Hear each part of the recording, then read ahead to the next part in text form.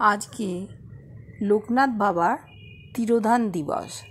তিনি বাংলাদেশের নারায়ণগঞ্জে সোনারগাঁওয়ের বারোদি আশ্রমে মহাসমাধি লাভ করেছিলেন। বাবা লোকনাথ খুব সাধারণভাবে নিজের জীবনযাপন করতেন, তাই তার পুজোতে কোনো বিশেষ আড়ম্বরের প্রয়োজন হয় না।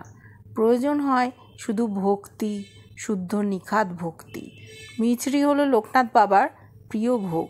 এছাড়া ওই দিন অনেকেই খিচুড়ি, তরকারি, লাবড়া, চাটনি, নানান রকম নিরামিষ পদ রান্না করে বাবা লোকনাথকে ভোগ নিবেদন করে থাকেন।